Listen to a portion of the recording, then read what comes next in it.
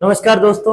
अब बात कर लेते हैं चतुर्थ श्रेणी कर्मचारी का जो 19 तारीख को सेकंड शिफ्ट में द्वितीय पारी में जो पेपर हुआ था उससे संबंधित हिस्ट्री, कल्चर और संविधान से संबंधित जो प्रश्न आए थे उनकी मैं चर्चा कर रहा हूं, उनका आपको उत्तर बता रहा हूं, ध्यान दीजिएगा। भारत के लोकपाल का पहला स्थापना दिवस नई दिल्ली के मानकेशा सेंटर में कब मनाया गया था? अब ये 16 जनवरी 2015 को लोकपाल की स्थापना हुई थी, तो ये जो कब मनाया गया था, पहला तो ये मनाया गया था 2025 में। लोकपाल का पहला स्थापना दिवस ध्यान रखना 16 जनवरी 2025 को मनाया था, अभी इसी साल 16 जनवरी 2025 को।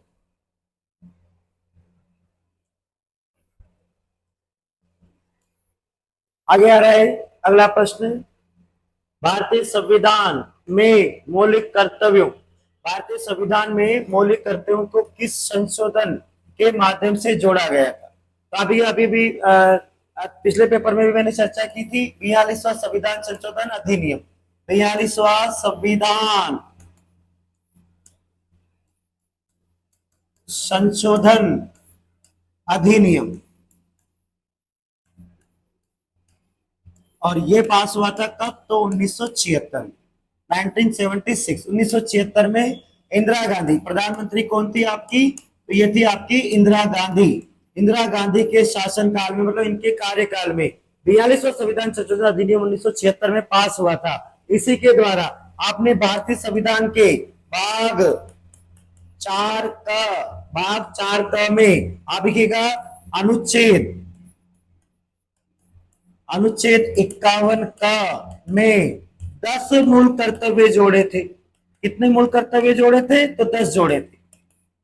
मूल संविधान में एक भी नहीं था।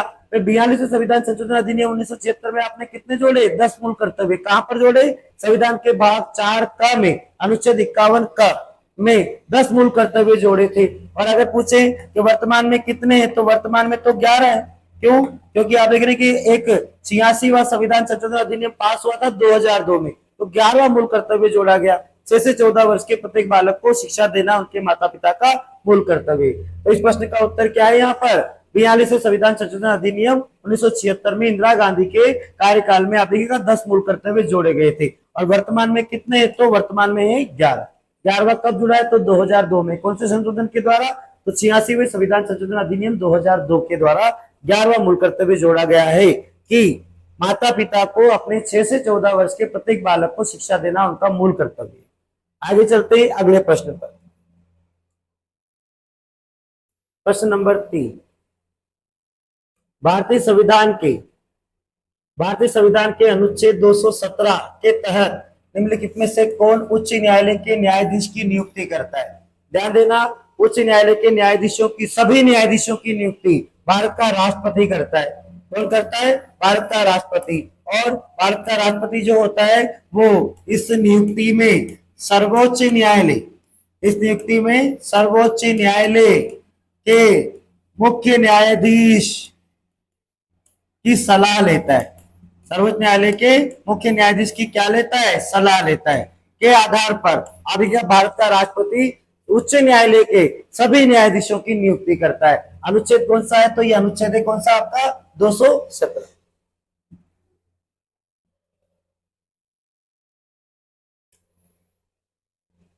प्रश्न नंबर 4। निम्नलिखित में से कौन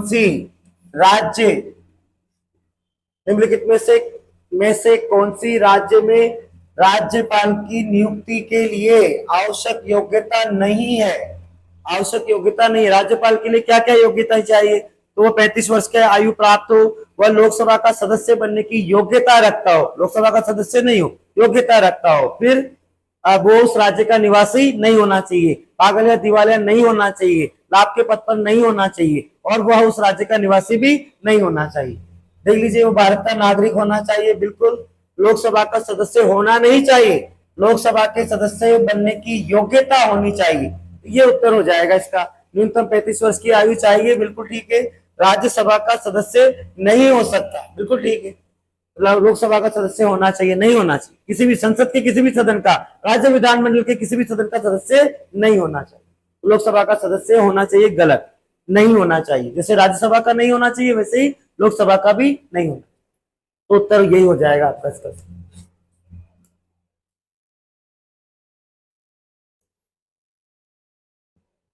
प्रश्न नंबर 5,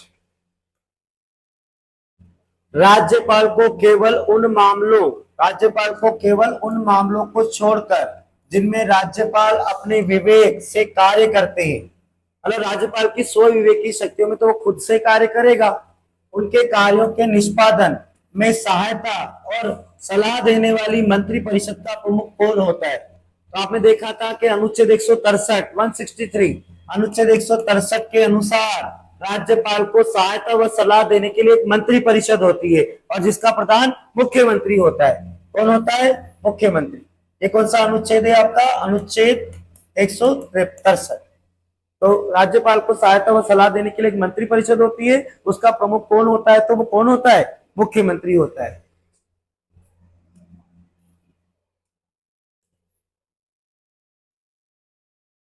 प्रश्न नंबर 6,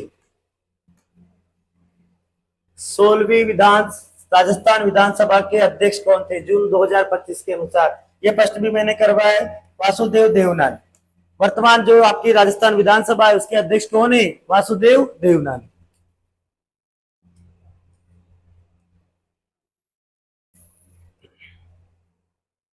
प्रश्न नंबर 7, राजस्थान उच्च न्यायालय की मुख्य पीठ कहाँ है? ये प्रश्न भी मैंने करवाया था। राजस्थान उच्च न्यायालय की मुख्य पीठ कहाँ है? तो जोधपुर में। कहाँ है? जोधपुर में। याद करो, मैंने बताया था आपको कि राजस्थान उच्च न्यायालय की स्थापना 29 अगस्त 1949 को जयपुर में की गई थी। फिर सत्यनारायण राव समिति, कौन सी समिति? सत्यनारायण राव समिति की सलाह के आधार पर अब इसको राजस्थान उच्च न्यायालय की मुख्य पीठ को जयपुर से जोधपुर स्थानांतरित कर दिया गया। तो वर्तमान में राजस्थान उच्च न्यायालय की मुख्य पीठ कहां पर है? तो जोधपुर में। मुख्य पीठ पूछ रहा है। और खंडपीठ कहां पर है? तो जयपुर में। 1977 से काम कर रही है, बताया था मैंने आपको, ये प्रश्न किया है हमने।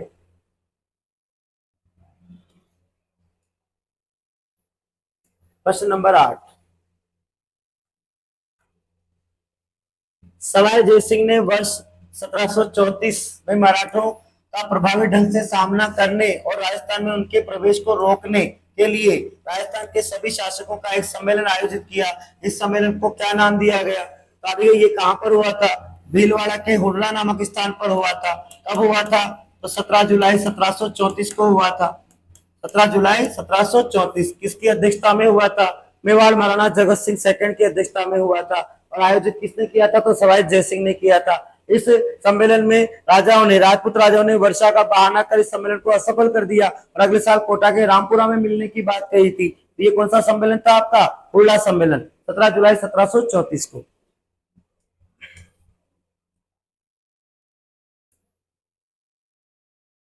प्रश्न नंबर 9, निम्नलिखित में से किसे ब्रिटिशों के खिलाफ विद्रोह संगठित करने के कारण टोडगढ़ किले में कैद किया गया था? टोडगढ़ किले में एक तो विजय सिंह पथिक थे और एक थे राव गोपाल सिंह खरवा, प्रताप सिंह बारठ, दौलतराम भंडारी, सागरमल गोपा नहीं। कौन थे ये? राव गोपाल सिंह खरवा को टोडगढ़ किले में कैद किया गया था। विजय सिंह पथिक को, भूप सिंह को इसी किले में कैद किया था। फिर वो भाग गए और भूप सिंह भाग गए वहां से और उन्होंने नाम बदलकर विजय सिंह पथिक कर लिया था। तो यहाँ पर राव गोपाल सिंह खरवा को भी कैद किया था ब्रिटिश सरकार।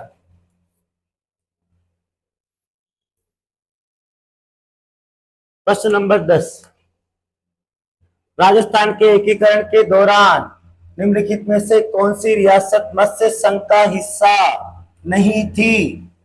मत्स्य संघ में कौन सी थी? एबीसीडी थी और एक निमरान ठिकाना था। एबीसीडी और निमरान ठिकाना, अलवर, भरतपुर, करौली और धौलपुर। और अभी लीजिए, अलवर भी था, भरतपुर भी था, जयपुर नहीं था। अलवर भरतपुर करौली धौलपुर थे लेकिन जयपुर नहीं था। जयपुर मिला है कब? 30 मार्च 1949 को वृहद राजस्थान संघ, ग्रेटर राजस्थान संघ में मिला था। तो यहाँ पर मत्स्य संघ पहला 18 मार्च 1948 को जयपुर को शामिल नहीं किया था। एबीसीडी अलवर भरतपुर करौली और धौलपुर को शामिल किया था आपने मत्स्य संघ, जयपुर नहीं था।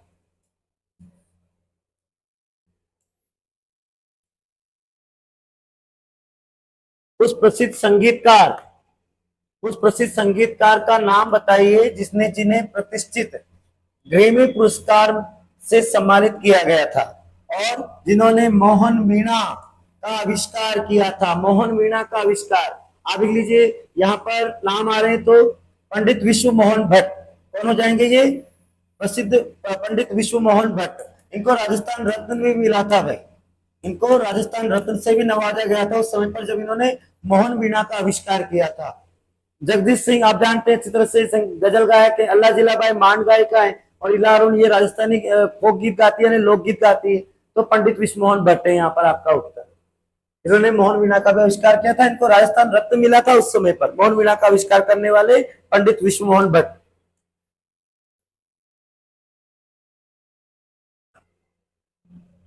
उस पत्रकार का नाम बताइए जिन्होंने वर्ष 1956 में राजस्थान पत्रिका समाचार पत्र शुरू किया।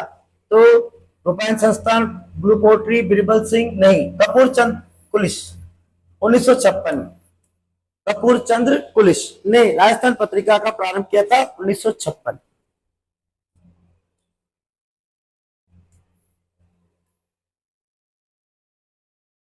निम्नलिखित में से कौन सी राजस्थान बूंदी के प्रसिद्ध कवि सूर्यमल मिश्रण की अति महत्वपूर्ण कृति है? कौन सी है? उर्वशी जयसिंह का प्रशंसमरण रामायणी, वीर सत्सई। कौन सी है इनकी? वीर सत्सई। इसके अलावा क्या है इनका? वंश भास्कर, सूर्यमल मिश्रण। मैंने बताई सारी रचनाएं ये आपको, आपका पेपर आप देख लीजिए, पुराने जो मॉडल पेपर है वहीं से आपका एक भी प्रश्न बाहर नहीं है, देख लीजिए आप लोग। अभी भी हाथ कंगन को आरसी क्या, पढ़े लिखे को फारसी क्या, देख लीजिए आप लोग, सारे प्रश्न बता रखे मैंने। वंश भास्कर, वीर सत्सई, राम रंजार, आपको बताए थे मॉडल पेपर में, राम रंजार, धातु रूपावली, फिर माइंड्रो हेलो, धातु रूपावली, अग्निवीणा नहीं, अग्निवीणा इनकी नहीं। तो एक इनकी कुछ प्रमुख रचना है, इसमें सबसे प्रमुख कौन सी? वीर सत्सई और एक वंश भास्कर, ये इनकी सबसे प्रसिद्ध रचना है। सूर्यमल मिश्रण बूंदी के राजा राम सिंह के दरबार में थे 1857 की क्रांति के समय।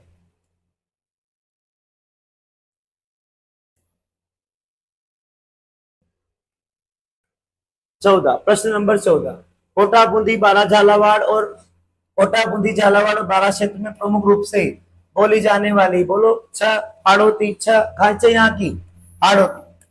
कोटा बूंदी बारा झालावाड़ की कौन सी बोली है? हाड़ौती। आप जानते हैं हाड़ौती बोली, कोटा बूंदी बारा झालावाड़ की प्रसिद्ध बोली हाड़ौती। मेवाती, अरुण भरतपुर मेवात प्रदेश की, मालवी, झालावाड़ उसके आसपास के क्षेत्र, और ढूंढाड़ी कहाँ है? जयपुर, दौसा के आसपास के क्षेत्र में हाड़ौती, कोटा बूंदी बारा झालावाड़ ये कोटा संभाग में बोली जाती है।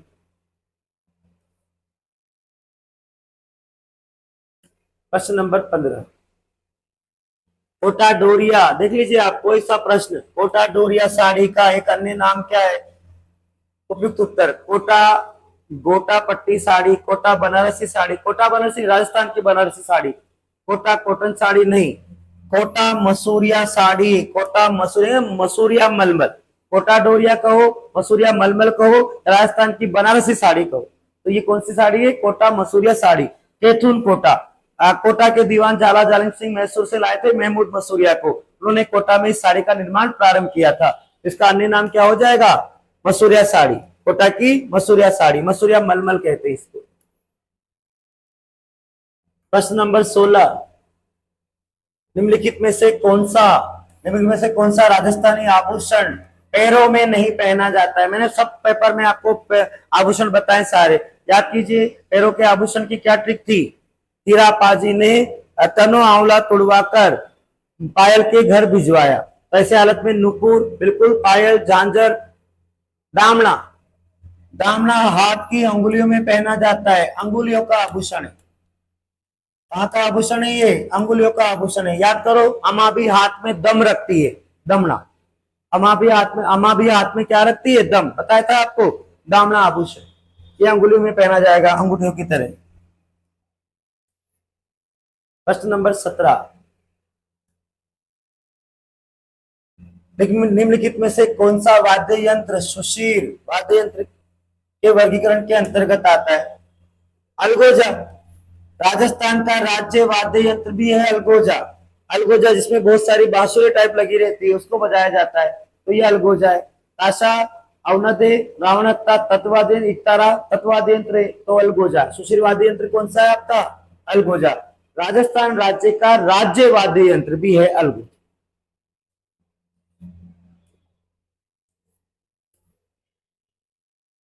प्रश्न नंबर 18, विष्णोई संप्रदाय बता दीजिए। विष्णोई संप्रदाय के संस्थापक का क्या नाम है?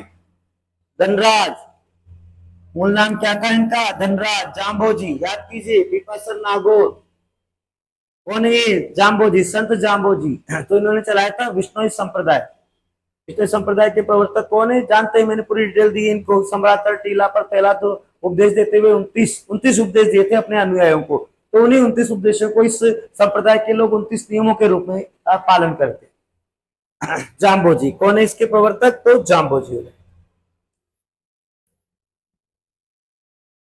प्रश्न नंबर 18, लोक संस्कृति के प्रचार प्रसार के लिए जोधपुर जिले के बोरुंदा में रूपायन संस्थान, बताइए कौन है? कोमल कोठारी। रूपायन संस्थान की स्थापना करने वाले कौन है? कोमल कोठारी। रूपायन संस्थान की स्थापना किसने की है? तो कोमल कोठारी ने। बोरुंदा जोधपुर में आपका रूपायन संस्थान।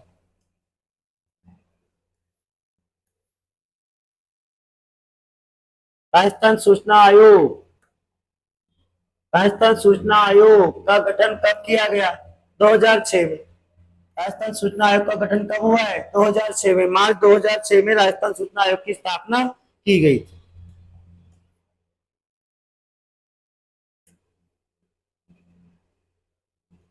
प्रश्न नंबर 21, निम्नलिखित में से कौन सा समुदाय पारंपरिक रूप से फल चित्रों से कथाएं सुनाने से जुड़ा हुआ है?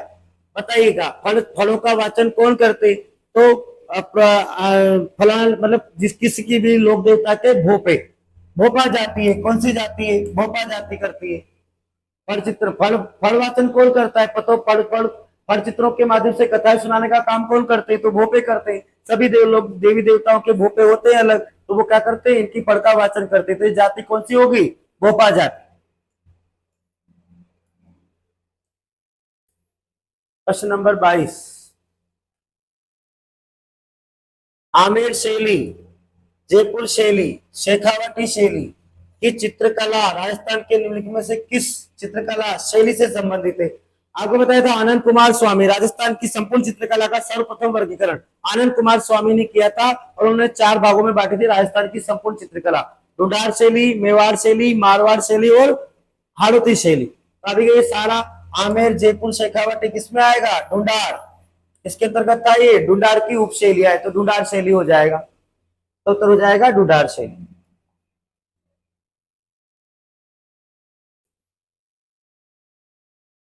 निम्नलिखित में से कौन सी राजस्थान में परंपरागत निम्नलिखित में से कौन सी राजस्थान में परंपरागत रूप से जल संरक्षण के लिए निर्मित संरचना नहीं है?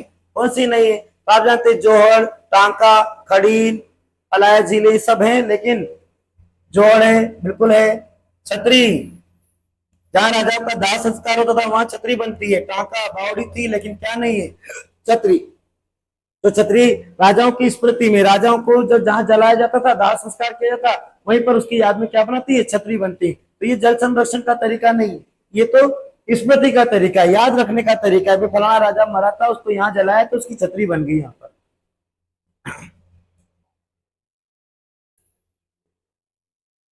प्रश्न नंबर 24,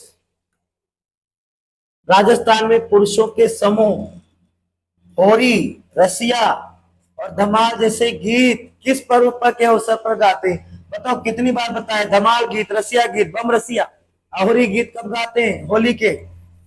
कौन सा अवसर है ये? होली। बिल्कुल सरल सा प्रश्न। होली लिखा है, रसिया लिखा है, धमाल गीत लिखा है, किस अवसर पर? होली, होली का अवसर।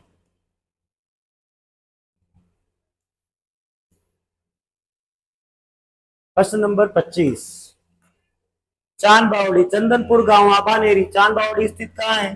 तो चंदनपुर गांव में स्थित है। कहां पर? आबानेरी में। चांदा, राजा चांदा ने बनाई थी आबानेरी में। ये प्रश्न भी बताया मैंने आपको। सारे प्रश्न आप देख लीजिए, कोई सा भी प्रश्न मुझे कमेंट करके जरूर बताइएगा कौन सा प्रश्न आपके मॉडल पेपर में मैंने नहीं रखा था, जो आपकी परीक्षा में आपको दिखाई दिया है इस वाली परीक्षा में। इस परीक्षा के जो भी मॉडल पेपर लिए थे उन पेपर को आप देख लीजिए, आपके सारे प्रश्न वहां पर मिल रहे हैं हिस्ट्री, कल्चर और संविधान से संबंधित। निम्नलिखित में से कौन सा शेखावाटी क्षेत्र में पुरुषों के द्वारा प्रदर्शित एक व्यावसायिक लोक नृत्य है, जहां विशेषकर विवाह के अवसर पर नर्तक एक योद्धा की तरह कपड़े पहनते हैं? ध्यान दो, पुरुषों के द्वारा विवाह के अवसर पर शेखावाटी, नागौर, परबतसर, कुचामन, डिडवाना आदि क्षेत्रों में किया जाने वाला प्रमुख व्यावसायिक नृत्य विवाह के अवसर पर होता है, जिसमें पुरुष वीरोचित वेशभूषा धारण कर वीर की भांति, योद्धा की तरह वीरोचित वेशभूषा धारण करके बांस या लकड़ी की बनी कच्ची घोड़ी के भीतर खड़े होकर नृत्य करता है। कच्ची घोड़ी नृत्य, कौन सा नृत्य है ये? कच्ची घोड़ी नृत्य। बता दीजिए, नहीं बताया। कच्ची घोड़ी नृत्य। प्रश्न नंबर 27, लोक नाट्य चार बेत राजस्थान के निम्न में से किस स्थान से संबंधित है? टोंक से संबंधित है। कहां से संबंधित है? टोंक। चार बेत लोक नाट्य कहां का प्रसिद्ध है? तो टोंक का प्रसिद्ध है। कहां का प्रसिद्ध है? टोंक।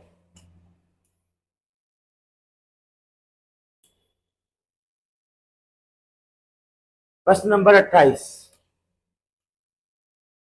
राजस्थान के निम्नलिखित क्षेत्रों में से किस क्षेत्र में हर्षनाथ मंदिर कहां पर स्थित है? सीकर में। कहां पर है? सीकर में। हर्ष पर्वत कहते हैं इसको। देवासा सीकर में हर्षनाथ मंदिर है, और हर्षनाथ मंदिर का निर्माण चौहान शासकों ने करवाया था। चौहानों की इष्ट देव है ये।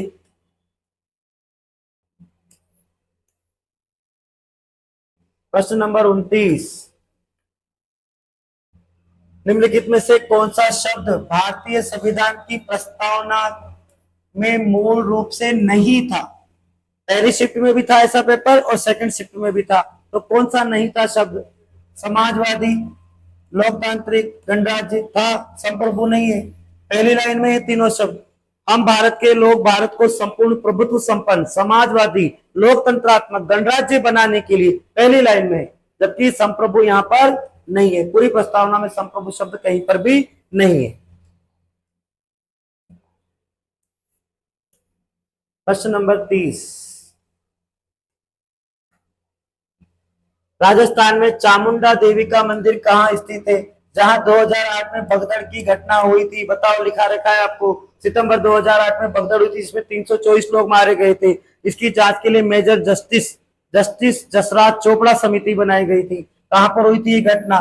तो ये मेहरानगढ़ का किला है। ध्यान रखना, चामुंडा माता का मंदिर अजमेर में भी है, चामुंडा माता का मंदिर जालोर में भी है, लेकिन ये घटना वाला जो मंदिर है, भगदड़ वाला जो मंदिर है, ये मेहरानगढ़ में राव जोधा ने बनवाया था। चामुंडा माता प्रतिहारों की कुल देवी है, बताया आपको। बस ये आप देखिएगा, ये 19 तारीख को सेकंड शिफ्ट के जो मैंने प्रश्न निकाले हिस्ट्री, कल्चर और ज्योग्राफी से संबंधित, हिस्ट्री, कल्चर और संविधान से संबंधित प्रश्न, तो 30 प्रश्न यहाँ पर मुझे मिले हैं। आगे जो पेपर हुए थे उनकी भी मैं आंसर की आपको डाल दूंगा। आगे मैं कल बात करूंगा।